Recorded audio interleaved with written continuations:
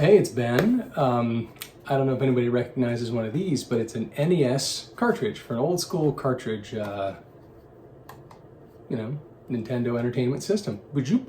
I bought this off of Amazon, a couple bucks, I forget how much, $5, $6. And I want to put a screen and an ESP32 in here. I saw a fun project online and I thought I'd, make it. So let's check it out. Hey, so I'm actually recording this after I did the whole project, but I kind of wanted to show you what the final result kind of ends up looking like. I thought it might be fun to sort of see where we're going to end up going. And then there it is plugged in there. And I think running at a right angle plug might be nice. You could have it sitting on a shelf and just kind of look like that. Or you could run a hole through the bottom, but Rambo. But I know it's kind of like jumping to the end here, but overall this was a lot of fun, not too hard. Had to do some soldering, to get everything to fit in there. It was cool, it was, not too tough.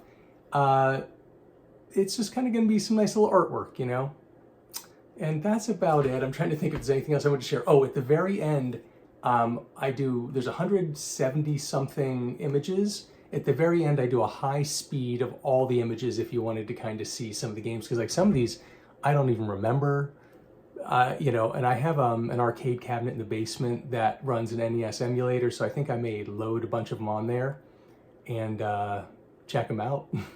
All right, hope you enjoy. Okay, let's get some of these pieces out of here. I want to make sure this screen, well, that one, but this one will fit in here. We're gonna have to cut some of these pieces out. So yeah, I already accidentally broke that little piece. Okay, gloves, safety second. After we cut ourselves, then we'll put the gloves on. Alrighty, here we go.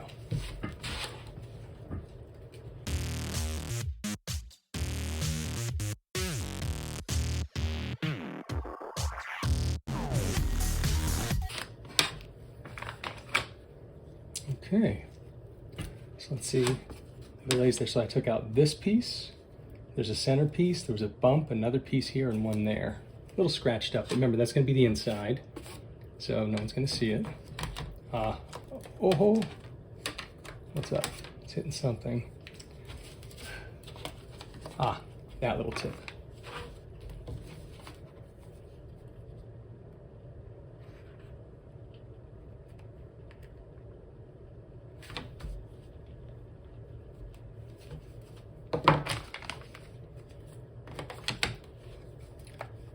Right.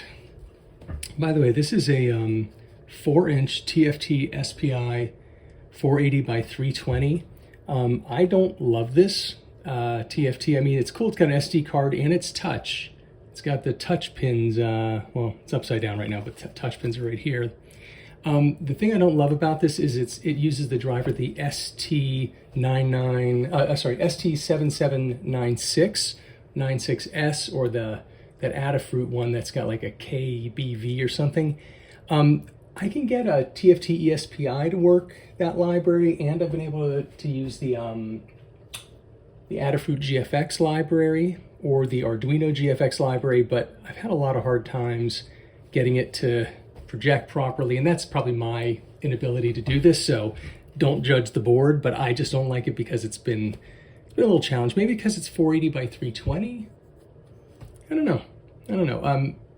Like I said, I'm just having fun and I'm a novice, so yeah, let's keep rocking and rolling. Now for the other side.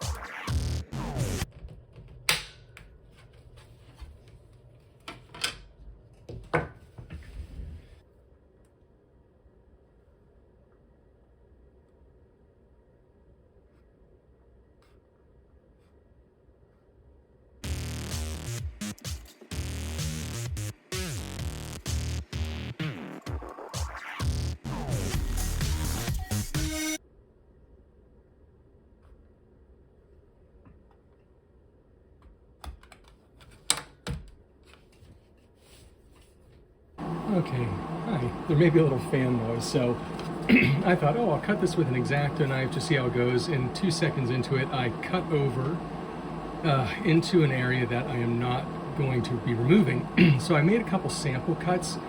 I'm going to take my soldering iron and just see if I can't melt the samples.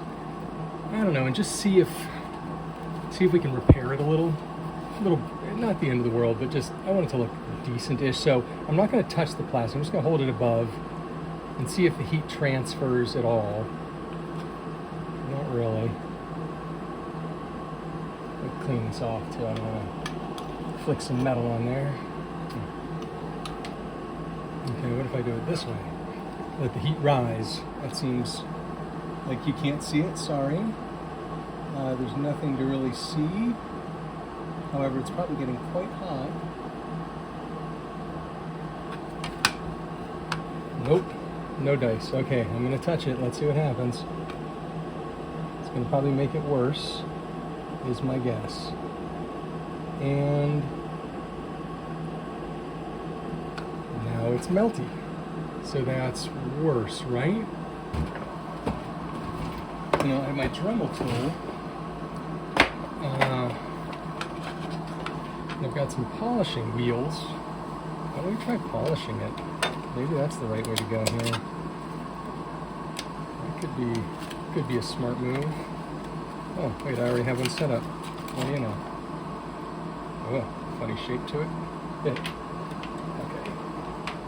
I'm going to take out the old bit from the last, that's a carbide bit, and it's plastic all melted on there. I kept breaking these bits. Note to self, plastic when it liquefies and solidifies is very strong. And would snap the tips right off of those. It's not, you know, it's not the way you're supposed to do it, obviously. So, hacker at work here. Oh, I may want this cutting wheel a little later. Okay, let's see how this goes.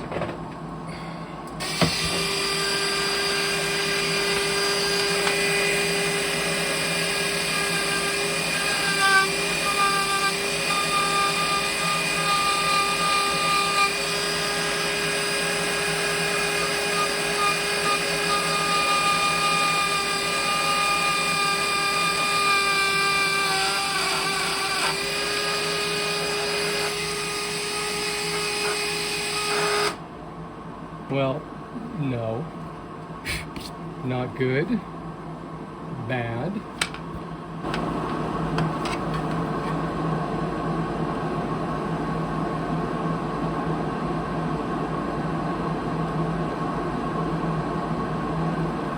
Okay, well, I just put a little ding in there. I guess that was to be expected.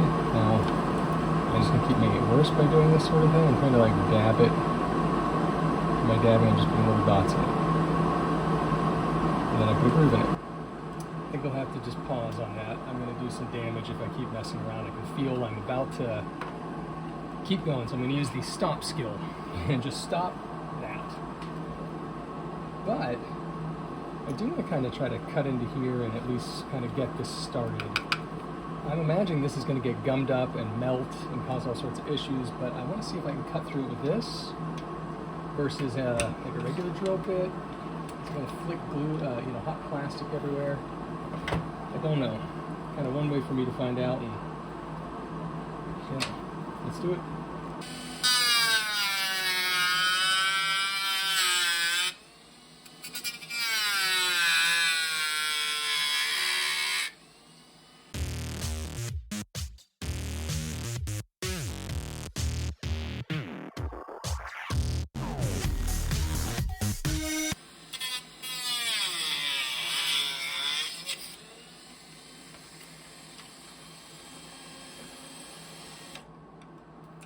Got pretty hot.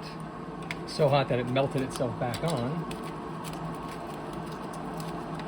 But I made the hole smaller than we're gonna need on purpose, just so we can adjust it and deal with this melty stuff on the edges too. Okay, quick little cleanup time. Get some of these bits out of here. So I brought the screen down so we can take a look. Oopsie daisy. So I do want to show you that these pins come with these little spacers on them, but I'm going to be taking these pins out, so I took the spacers off. That's all. Put those there. So ultimately the screen is going to go in here. And as you can see, I cut the hole smaller, better smaller, and you can always take more off, boy, but putting more on, I probably want to do the side to side first. So as it is going to go flush up to here, I think I want to cut this portion out first and hope to God I gave myself enough room. Otherwise I'm going to just be super upset with myself for going right up to the edge. Oh, I went right up to the edge. Classic Ben. Okay, well, maybe I'll take off a little less. All right. Gloves on, safety first. Let's just level this out first, even though it's the side. I don't want to cut in too much, as I've just cut into it too much.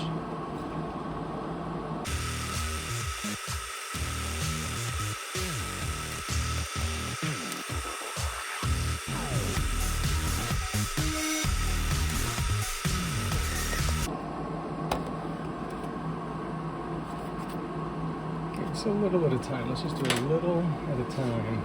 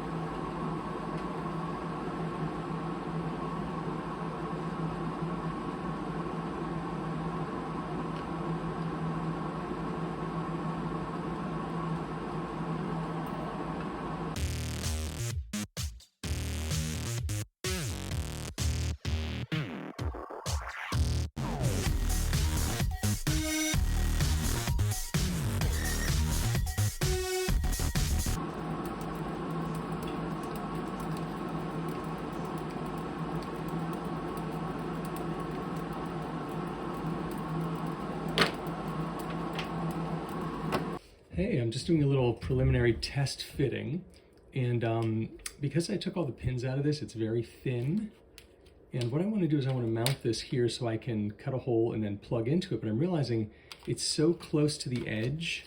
I don't know if you can see how close it is. I don't know that I'd be able to get a plug in up against this lip.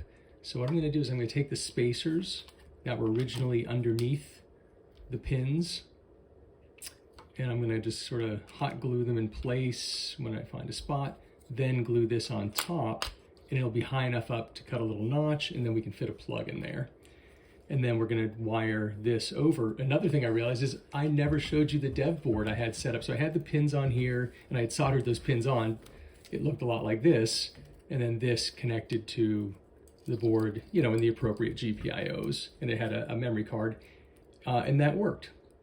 So I obviously took it all apart. Sorry, I forgot to show you it running.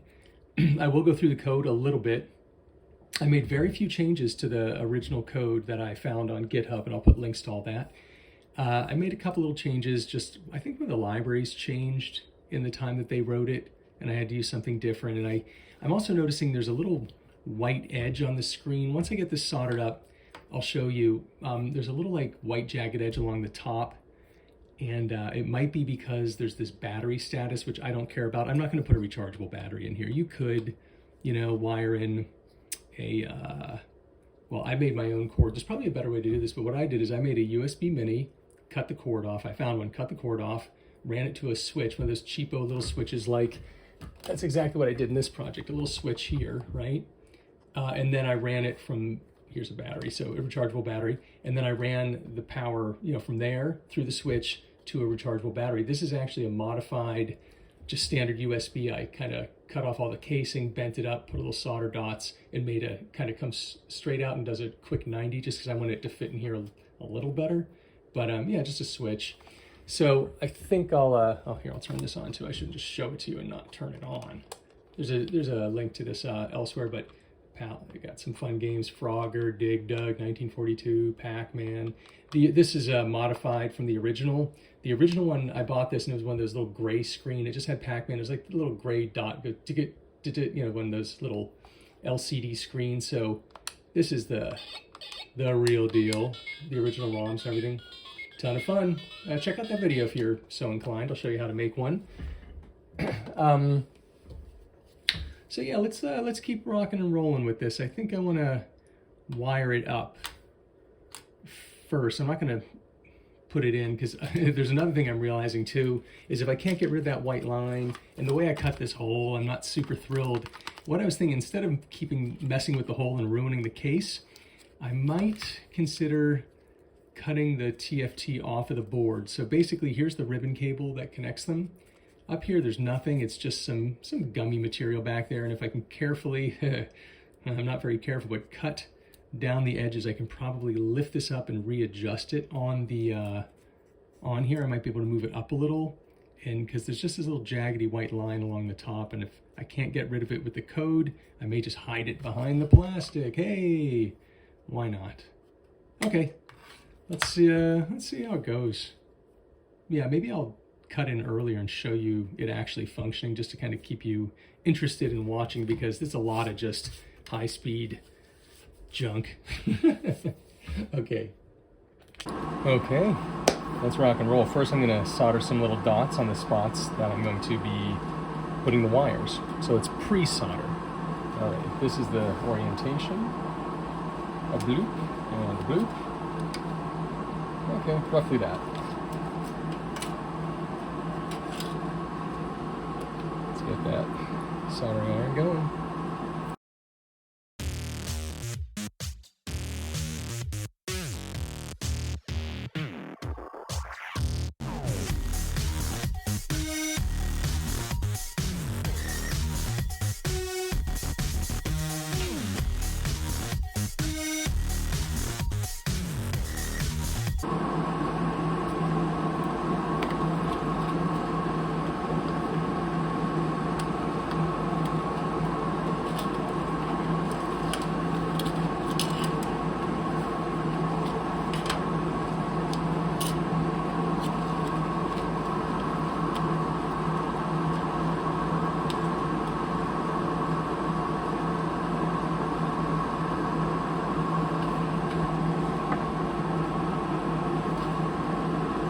Okay, here it is.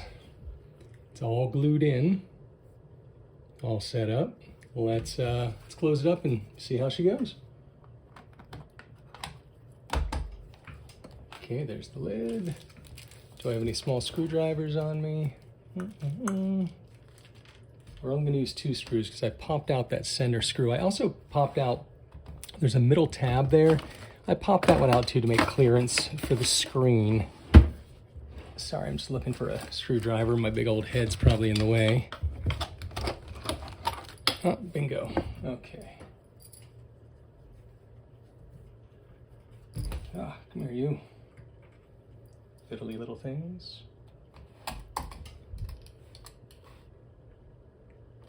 Okay.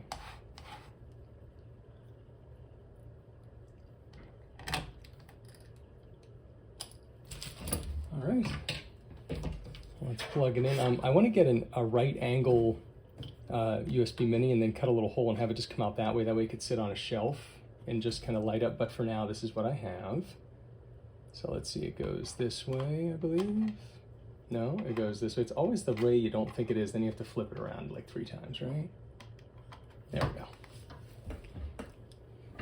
So I put a little splash screen on there that has, you know, Dash 9 computing, and here it is loading all the different images. There's about 170 something PNG files.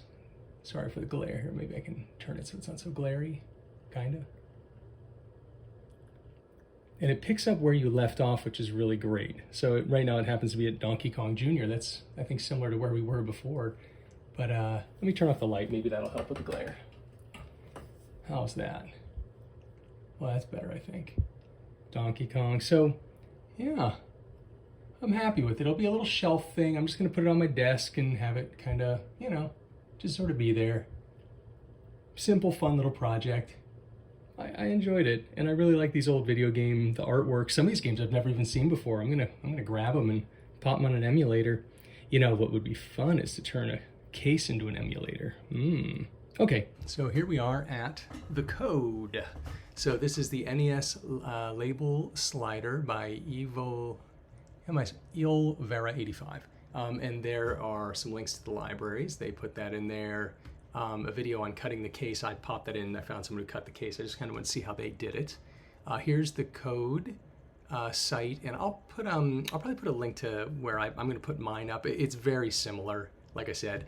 Here I used a WROOM, and I just mentioned use the ESP32 module. I put them on en route. Here's some of the pins just for the SD card, and for if you're going to do buttons. I didn't do buttons. You could do it where you can skip ahead. Change the time between. I just hard set it to 10 seconds and left it.